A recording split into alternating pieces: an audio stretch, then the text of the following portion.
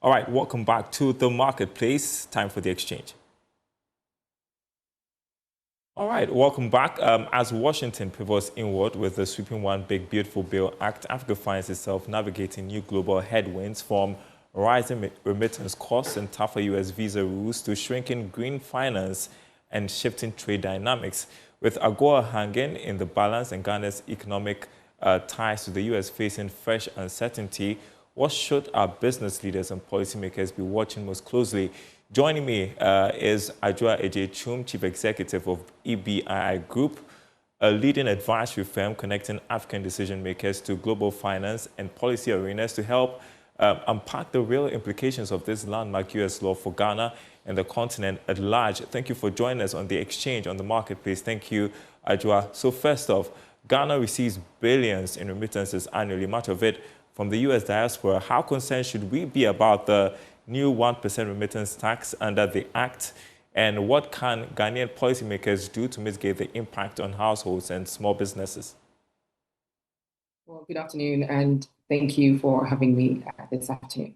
Yes, so Ghana does receive quite a lot. It's estimated that the country receives between 2 to 2.5 billion a year from the U.S. alone in remittances. And so, yes, the 1% tax will increase the total charges on an estimate. Ghana, or I would say in general, remittances cost between around 7.9% in fees on an average. So that 1% will increase that figure to almost 9%. And that, in terms of what does that mean for the country, we are looking at around $23 million a year that is going to be lost in remittances to these 1% fees.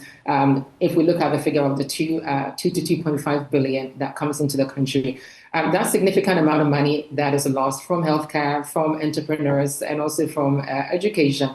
And so I will encourage the Ghanaian policymakers to engage directly with the U.S. authorities to seek some kind of relief from these taxes. But at the same time, also efforts should be made at home to reduce transfer costs through better financial technologies.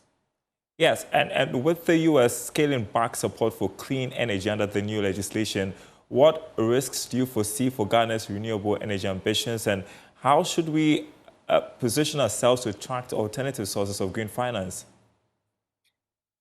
That's a very interesting question. So yes, the beautiful bill has rolled back several sort of U.S. Clean energy incentives.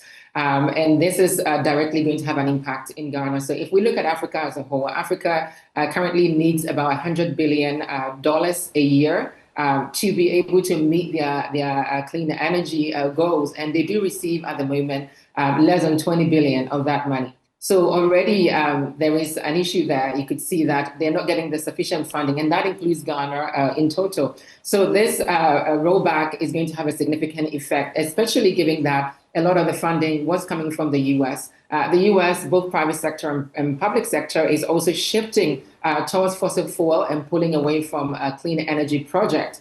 Ghana must look beyond U.S. partners. They must look to countries like the UAE, places like the European Union, and also other philanthropic organizations. I will also encourage that, they do that, but as well as blended finance models that share the risk between both public sector and private sector is going to be key for this to happen. Let's talk about what everyone is talking about, the new visa fees and validity restrictions affecting African nationals. What does this mean for Ghanaian students, professionals, and families with U.S. ties? And how can EBII Group support mobility and opportunity despite these barriers? Yeah, so the new visa fees, it came into effect actually 8th of July, so this month. And yes, it's affecting about 31 countries, including Ghana.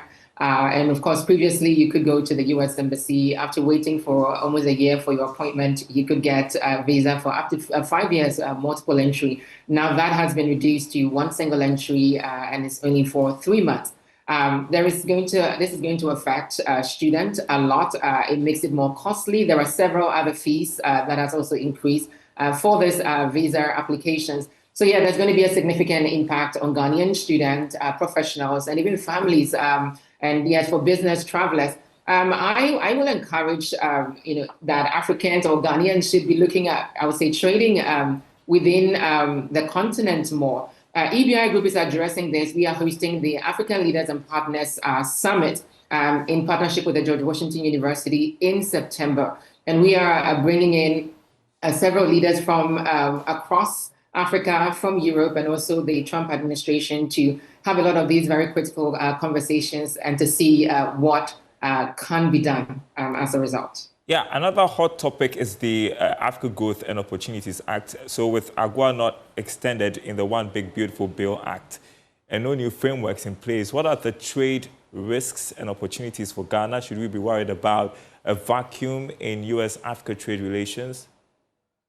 Yeah, there is some kind of a risk there. And whilst members of Congress in the U.S. currently are still calling for the AGOA to be extended, it is clear that the future, even if it's extended, and we are hoping that by September, I know that when Trump hosted the 5 African leaders 2 weeks ago, that question of AGOA was brought up, and he said, well, we will look into it. So we're hoping that something happens. Of course, AGOA shouldn't have been covered in the beautiful bill, but there should have been some mention of some trade relationships. We're hoping that it's extended, but even if it does get extended, which we don't know if it will be a very different looking AGOA from the previous AGOA. It will be more focused on mutually beneficial sort of trade relationship rather than the previous AGOA with so much tariffs. I will encourage that the Ghana will work more harder by improving its trade systems, exploring sort of new materials and staying very close to the U.S.-Africa trade discussions. But I will encourage the country to be positioned in a way that will bring so much value to the market. Yeah, as your final one, you've emphasized the need for Africa to remain agile and proactive. What role can the African private sector, particularly in Ghana, play in shaping future engagements with the U.S.? And how is your group facilitating that through initiatives like the ALP Forum? Well, thank you again. So back in April, we hosted the African Leaders and Partners Forum, again, alongside the World Bank IMF spring meetings. And we had several leaders, including someone from the Trump administration, who is the Deputy Assistant Secretary. He stressed on the fact that the U.S. is looking to work with the African innovators, especially those that are providing solutions, not just for African problems, but global problems. And so there's really the way forward will be for the private sector to innovate, be innovative, come up with solutions that is way beyond Ghana, that will catch the attention of the United States, because they are ready to partner, of course, mutually beneficial. But also the EBI Group, yes, we are constantly engaging. We are partnering with several organizations here in the U.S. And of course, even with our current our summit that is coming up in September, we have the diaspora banking community, and these are some of the major banks that has been led by the diaspora in the U.S. They're looking to engage, they're looking to support the continent, especially given that the U.S. government and the private sector may not so much be focused on the continent. I would say the diaspora is going to be playing a role, and we are working with them on that as well. All right. Good to see you and great to speak with you, Adjoa J. Chum, President of the EBI Group. Thank you so much for joining us for the exchange. And that's the marketplace, everyone.